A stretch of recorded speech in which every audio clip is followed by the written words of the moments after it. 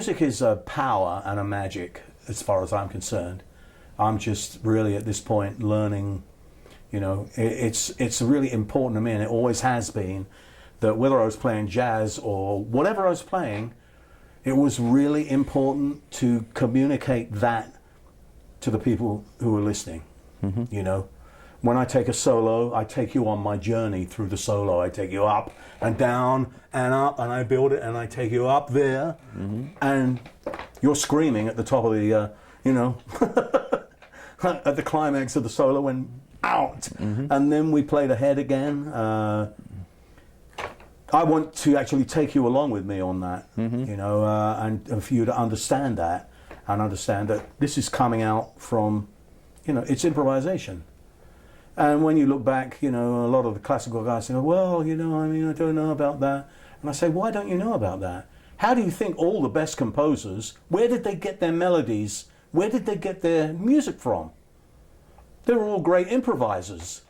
Yeah. You know, not only did they improvise, but they could take a score sheet and write their improvisations down, not only the melody, but the strings, the brass, the choral part, you know, everything, all in one go. I mean, boy, you know, you've got to actually hand it to them. Yep. And some of that music is just absolutely phenomenal. Yep. But Bach was an amazing improviser. Yes. You know, probably the best of all. But so was Haydn. So was Mozart, and particularly Beethoven, because Beethoven would go to these parties and they'd say, play us something. And he would say, well, sing me a few notes. And they would go, ba-da-dee-dee. And he'd go, okay. Then he'd make a whole thing out of that and play it and extend it and, you know, the whole thing. These were incredible improvisers.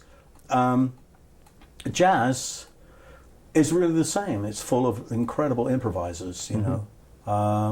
Very rich, and, you know, I mean, sometimes I think jazz is neglected in America because it's much more revered in Europe and in Japan and everywhere else. And I think to myself, why? Why? Jazz is the biggest contribution to the arts that America has made. Let's face it, yeah, you have some great painters and great writers, but so do we. You know, yeah. And the deal is that it is revered as well as our classical music over in Europe. It's on the same par, you know, and I don't understand why it's been so neglected over here. I mean, it is, you know, the thing is that when you play solos, you are playing free over the chordal part, you know, over the underlying chords of the melody. That's what's happening. You're creating a new melody. That's what the jazz is. And it's free. You're free. Well, if you're talking about the land of the free, how much more American could that be? You know? So it puzzles me sometimes. And I, you know, having come here simply because my playing got so much better, because by osmosis, you know, this was the place to be. My roots are all in jazz. My idols were all in American jazz players. And, you know, that's been at the heart of my music. And as I said, man, you know, you got to be brave to go for it, to go for your ideas. And you've got to be free to play your improvisation, you know, and all the other things. And I thought that was American. That can't be more American than apple pie or any of the other stuff. So come on out there, you know, the guys who've got the power over the music, give it up, you guys. You know, let's understand a few things. This has certainly been an education for me. I certainly so much, appreciate Gary. you coming over here and spending all this time telling us about how it was. And I know that it's the right information. And just let me say, man, I just feel like, you know, I've been lucky enough most of my life to play with the people that I really respect and had a great deal of fun with. You know, I've been able to play the music that I want to play. Yes, and you did it your way.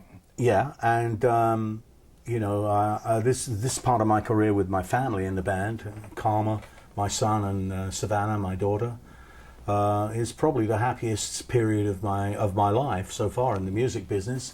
You know, I feel like, you know, I don't think I'm ever going to be a millionaire or anything like that, but I plowed everything back into my... You're much richer than that. Absolutely, absolutely. And I feel that I am one of the most privileged people to walk this planet. And it doesn't get any better than that. No, I guess so. All right. Well, thank you so much. You're welcome, man.